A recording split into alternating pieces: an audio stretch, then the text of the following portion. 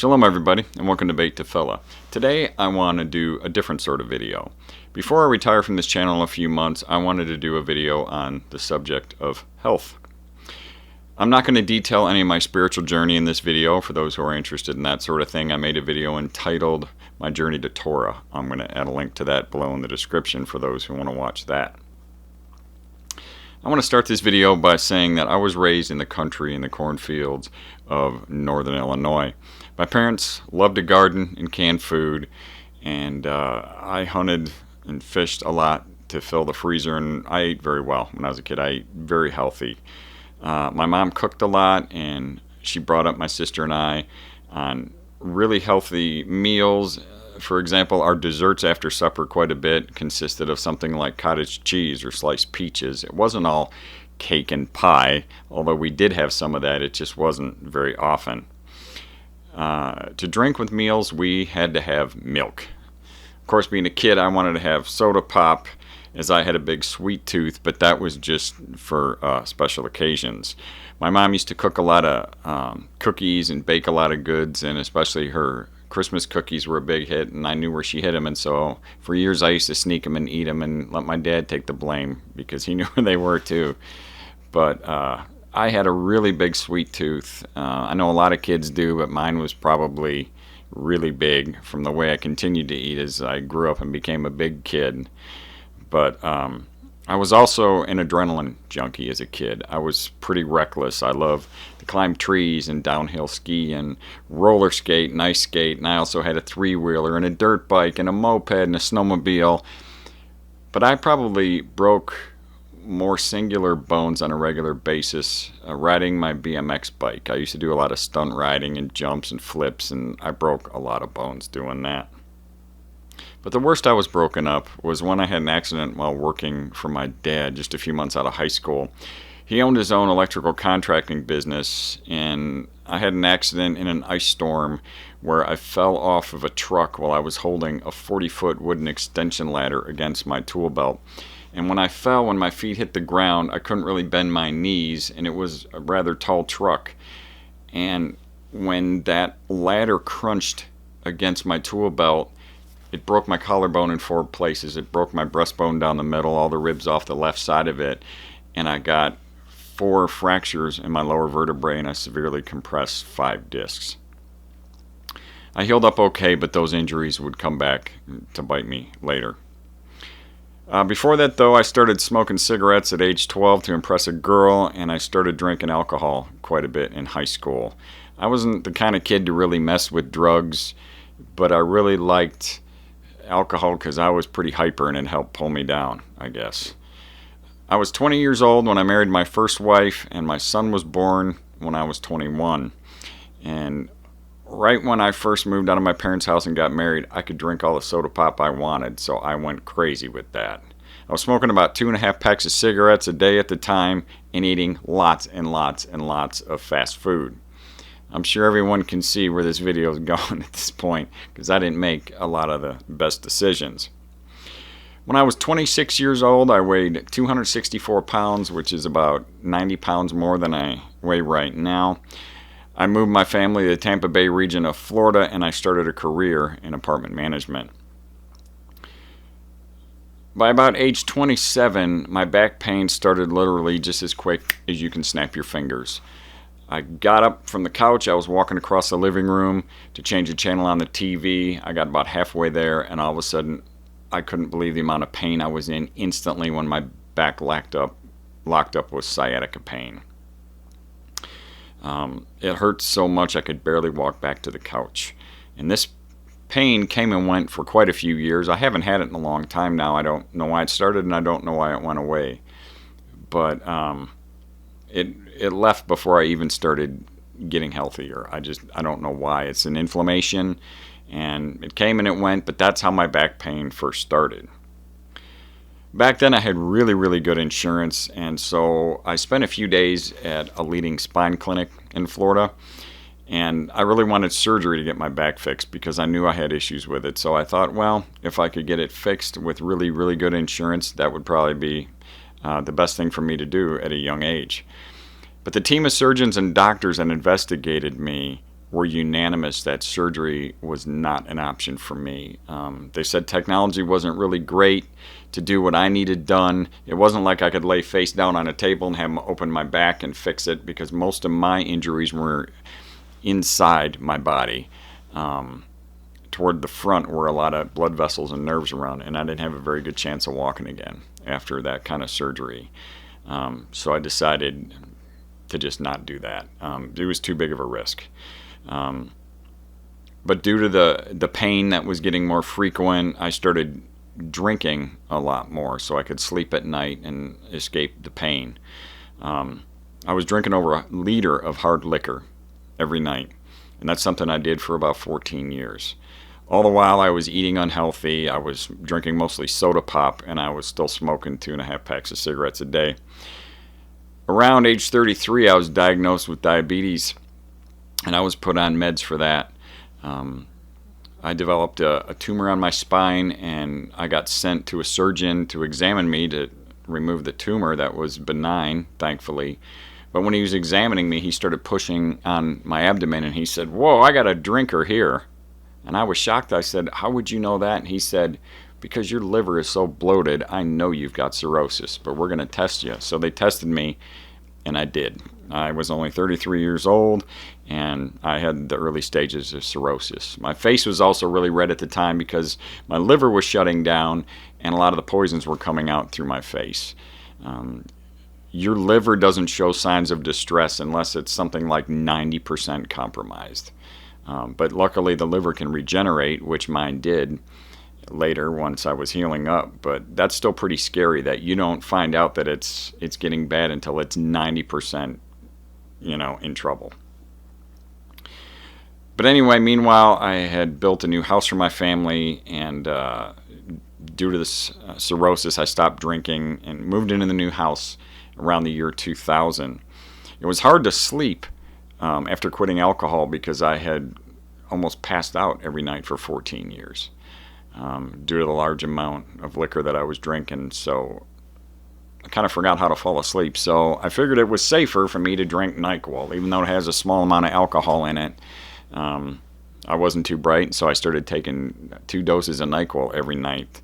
But my back pain was getting progressively worse still, so it was harder and harder for me to sleep due to the pain. So I felt like I needed something to pull me down to help me sleep. So by this point, I was seeing my doctor for diabetes, and my back pain was getting really bad, and he had my records from that spine clinic I went to and figured the only thing that could be done for me was to be put on pain management. So that's when I started hydrocodone. But back then, being on hydrocodone or pain meds didn't carry quite the stigma as it does today. Nowadays, you think of people doing that, and I know there's a lot of people on it, but I felt before I quit that I was being treated as a druggie, even by these doctors who prescribed it to me in the first place. And I was on that stuff for a long time. I was like 14 years. But it seemed to be the only available option to me at the time that I could keep working and support my family and pay my mortgage and all that. But my back was continually getting worse despite being on pain management, so my meds had to be increased. And I was starting to walk with a cane in the morning, and it took at least an hour for the meds to kick in before I could do much of anything. I didn't know what I was going to do. Here I was only 39 years old. But my back got even worse, so I ended up leaving Florida and moving to Arkansas and getting on disability, and all that happened in a very short time. And after everything settled down, I didn't do a whole lot for a few years. I kind of had a pity party for myself, thinking, well, I can't work now. What am I supposed to do? I had worked very hard. I had a really good career in Florida. Before I went to Florida, I was working 2 jobs to pay off medical bills, 2 full-time jobs almost. I was always very busy, and now I found myself not really being able to do anything because I was in too much pain. I was sad that I was in pain. I couldn't work. I was overweight, diabetic, out of shape, on pain meds, smoking heavily, drinking NyQuil, unhealthy diet, and red-faced. And I was hardly sleeping. I lost most of the mobility in my neck. I got tinnitus. I started to get tremors in my hands, and I wound up tearing the rotator cuff in my right shoulder. I was walking with 2 canes every morning, but as the day went on, I was usually able to progress just down to 1. So I was walking with at least 1 cane all day, but I wasn't in very good shape at all. And due to sciatica that was still happening, mostly on my left side, I had been grabbing my leg when I got into my truck. I was driving a Dodge 4-wheel drive, a large pickup truck, and to get up in the truck, I couldn't lift my left leg due to pain, so I would grab it with my hands and I would lift it up and pull it in the truck. Well, after favoring that leg for so long, one day I thought my right leg was swollen. And here it turned out that my right leg wasn't swollen, it was my left leg had lost so much muscle mass due to the fact that I was favoring it and I wasn't using it. And that realization made me like sick to my stomach. I went and saw my doctor about it, and he said wasn't really anything I could do about it. I might be able to slow it down, but I wouldn't be able to bring that muscle back. And I remember thinking, why not? Weightlifters can lift weights and bulk up on muscle. Why can't I bulk up muscle in that leg? So I didn't believe him. I knew I had to do something to get this muscle back, and that I had to get healthier and better fit, because I was starting to take a good hard look at myself and everything I was doing, and I'm thinking, man, here I'm in, just in my 40s, and I'm in bad shape. And it just so happened around that time, sitting around and being bored, that I started to develop an interest in collecting Native American artifacts. Native Americans had used our mountain valley for millennia, and there were artifacts all over the place. And it's something I always wanted to do, so I got interested in that. And I started walking a plowed field every week to look for them. But it wasn't until a friend introduced me to digging for them that I started really getting fit. I use something called a wiggle pick, which is a tool that is handmade for digging artifacts. I had to kneel on the ground and dig down into it, and I could only do this for a few minutes at a time at first. The artifacts in certain areas are only a foot deep, and some areas they're 3 foot deep where I was digging in Arkansas. But I was so sore and out of shape, plus my old back injuries were messing with me, so it was hard to dig. But once I started finding things, the excitement spurred me on to dig more and to dig more. And after a while, and a lot of time spent there, minutes turned to hours, and after many, many months of going once a week, I was stunned to see how much the muscle had returned in my left leg. Because I was essentially kneeling on a digging mat, digging into the ground, and then taking a shovel and bending over and throwing it behind me. So I was using my legs by moving back and forth. And I didn't even realize what I was doing at first, but I really built up the muscle in the back of my thigh doing that, which is exactly where I had lost it. Also during this time, I'd quit smoking, so I was feeling better there. I wasn't as winded. I was getting more energy back, and it's amazing over time the amount of money that we can spend on our vices. And I was noticing a lot of savings by not buying 2.5 packs of cigarettes a day. They're not as much as they are now, of course, but I was still spending probably at least $4 or $5 a pack back then. And I'd slowly gotten myself away from NyQuil by weaning myself off it, and I was starting to sleep a little bit better because I was getting more exercise and I was starting to get healthier. But of all the things I'd quit in my life, quitting alcohol, quitting painkillers, quitting NyQuil, quitting everything, one of the hardest things for me to quit was diet soda. I drank Diet Pepsi for years and years and years. I started out drinking regular Coke, but I switched over once I was diabetic to Diet Pepsi, and I was drinking two 2-liter bottles every day for almost 30 years. I poured so much of that nastiness into my body. And that was one of the hardest things to quit drinking. But I did. And now outside of coffee in the morning, all I pretty much have for the whole rest of the day is nothing but ice water. And I've been drinking that for probably 10 years now, ice water. I have my big Bubba mug with me. I fill this beast up, and all it's in it is ice and water. And, that's what we're intended to drink. In the morning, I like filtered water. I filter it through coffee grounds, of course, but outside of that, it's just ice water for me. So by this point in time, a lot of things were turning around for me, health-wise. But I knew I had to do something about my pain, as I didn't relish the idea of being on painkillers for the rest of my life, or diabetes meds. And I knew I had to start eating better and start exercising to help with the diabetes, because I was learning and reading a little bit about it at the time. My first wife, Gina, was trying to help me as much as she could, and I was being pretty stubborn when it came to a lot of this stuff. Because it seemed overwhelming to me, because I had messed up so bad and I was in so many bad habits, and I had to change a lot of them. Plus, I was also fighting back injuries from my job, which was hard, going through all that pain. But one thing at a time and one day at a time. And I came up with a plan of eliminating certain things and starting other things, and one by one, I was sticking to my plan. My first wife, Gina, had been reading to me something about rebound pain that she had learned that you could get from pain meds. Essentially what it is when you're taking the pain meds, when the meds start to wear off, the pain comes back even worse. It's kind of like a rebound pain that causes more pain, which makes your body need more pain meds. And at my highest point, I was taking the equivalent of 20 Vicodin a day. And I had been doing that for many years. And I knew they can be addictive, and I was worried about stopping them too, because they say don't just stop right away, or you could be in trouble. You can't do that. You just can't stop. But I didn't want to be on them anymore. So right about this time, Arkansas started coming up with new laws about dispensing pain meds, and my doctor told me he could no longer see me and continue pain management, and he was probably the only doctor in my area in Arkansas that was doing that. And he said I would have to go to another doctor maybe 2 hours away once a month to start getting my pain meds. So I looked at him and I said, would I have to go see another doctor if you wean me off of my pain meds? And he's looked at me and he said, you want to quit? I'm like, yeah, I don't want to be on these anymore.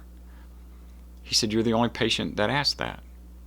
He said, yeah, I can keep you as a patient and wean you off them. That I can do. I'm like, great. So he started weaning me. And it took 2 years to do that.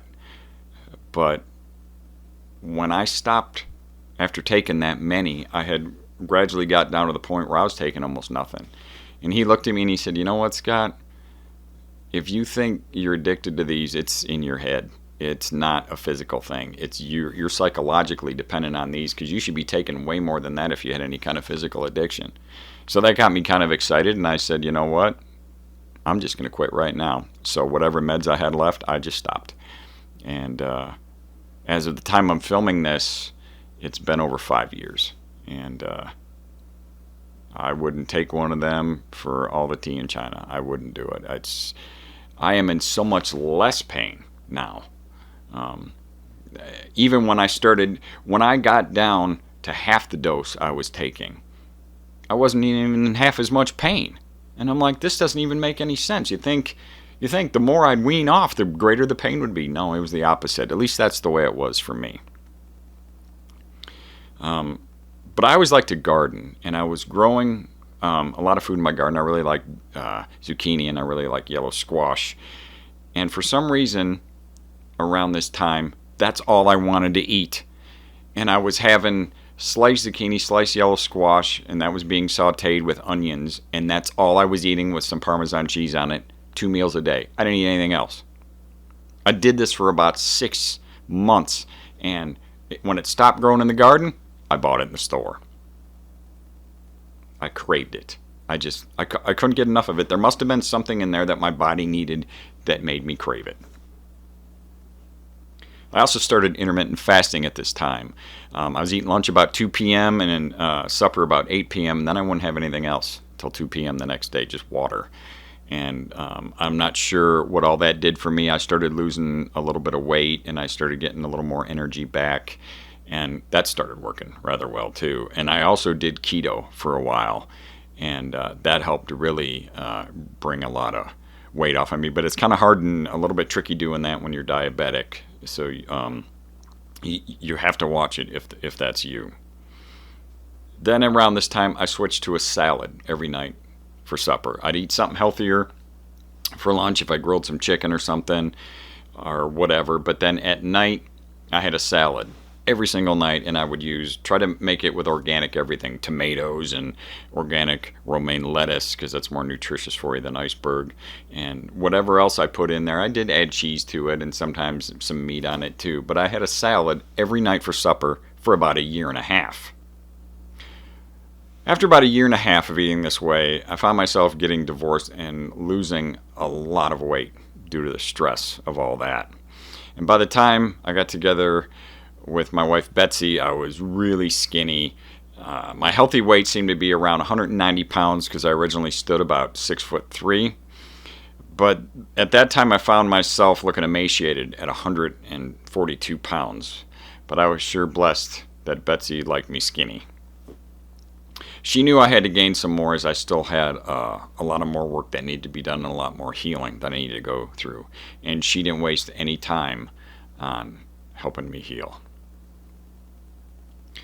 Meanwhile, my stepson Zach started mentioning something to us about thumping or something on the back of my head for the tinnitus that I had.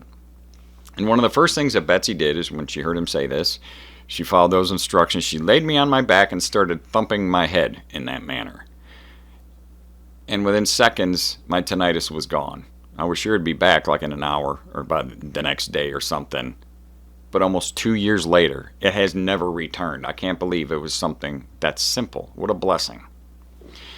You know, Betsy and Zach, they cook a lot of healthy meals and add a lot of fresh picked wild greens as well. We go out and forage for a lot of greens. We do it, in a safe area. We don't want to get any kind of lawn spray or farm spray on it and anything, but we eat a lot of fresh dandelion greens, and we eat a lot of, collard and mustard and your typical greens like that. But we try getting plantain and a lot of other greens that you can find growing in your area that you can pick, and we make those into salads or fry some yellow dandelion heads, and those are delicious. But we don't eat any processed food at all, and absolutely nothing made with white sugar or flour. For sweeteners, we use honey, pure maple syrup, or dates, and that's it.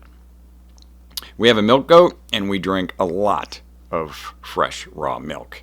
I drink my coffee every morning with goat milk in it and with some maple sugar for sweetener, and it's really good. About a year ago, I had a fall onto our concrete porch, and when I fell, it snapped my head forward, which really hurt my neck. However, I noticed when I did so, my head had moved forward more than it had in years.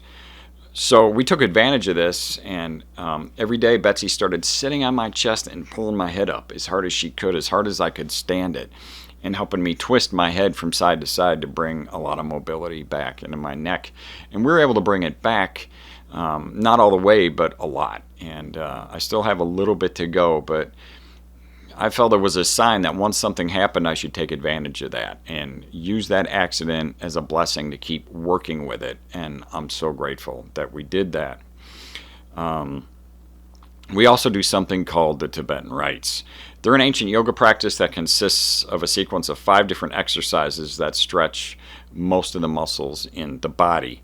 They've helped me tremendously, and I'm going to add a link to those below in the description in case anyone wants to check them out and see what they do. It doesn't take long. Some people do them a lot of times during the day. We try to do them at least once a day. We've been kind of busy lately, and sometimes we don't think about it till we're laying in bed at night going, oh, we forgot to do the rites. Sometimes we'll do it in bed because we're stiff, and we just start stretching so we can sleep better and feel better. I really recommend doing them. It doesn't take long, and it's important to stretch.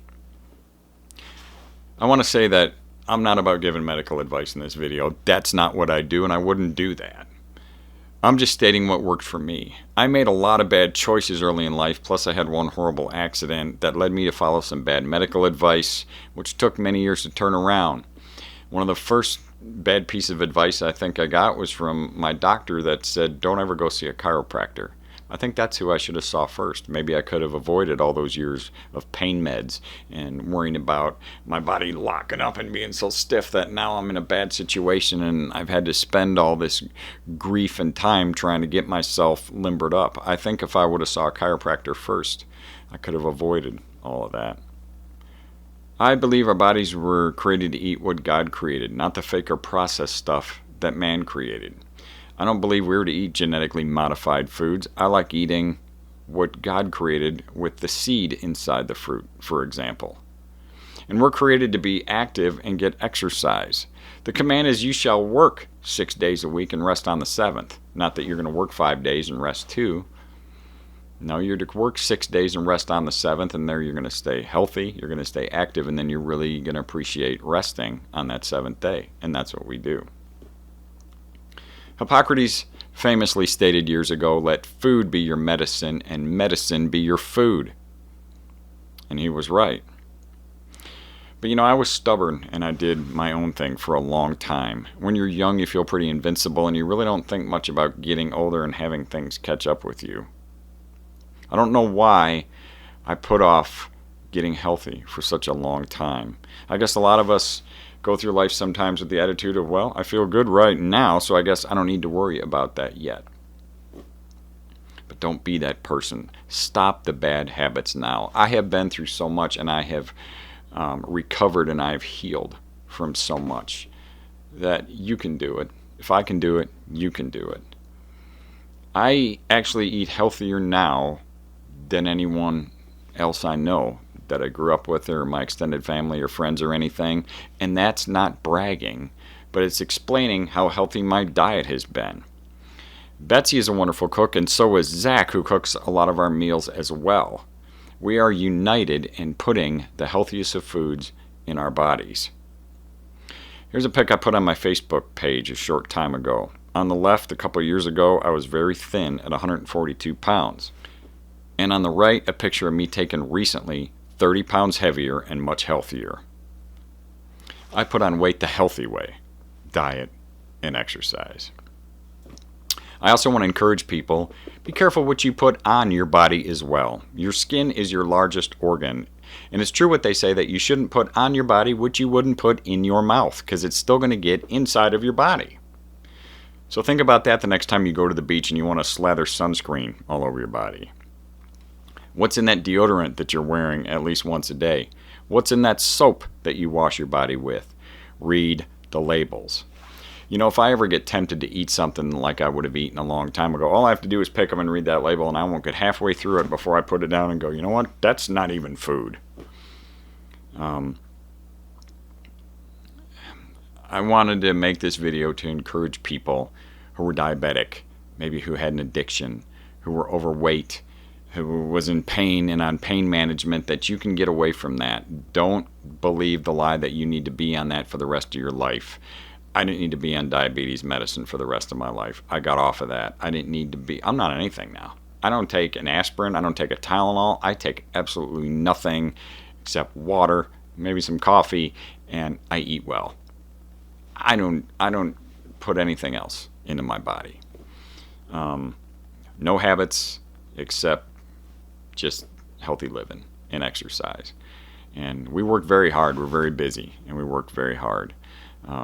But I'm very blessed to have a wonderful wife who is my biggest cheerleader. She's my biggest health advocate, and she's always looking out for me and reminding me, hey, we need to do the rights. We didn't do them, or, have more greens, or did you have any fruit with your breakfast, or whatever, because I get tunnel vision sometimes. And Betsy's the greatest thing that ever happened to me. Elohim has blessed me wonderfully with her, and she's amazing. So it helps if you have a spouse that can be your health advocate and you can share things with. And but I would like to encourage people, you can do it. You want to change your lifestyle. You don't go on a diet. Diets are too temporary. I'm going to go on a diet and lose 20 pounds. Well, you'll gain it back, and maybe then some. Most of the time you will. You want to change your lifestyle because you will start to crave what you need, what's good for you. It can happen. So please, think about it. Don't waste any more time. And just pray about it. And think about what God would have you do, what God created you for, what God created for you. Okay? So thanks for watching, everybody. And I would just like to say, be blessed and be healthy. Shalom.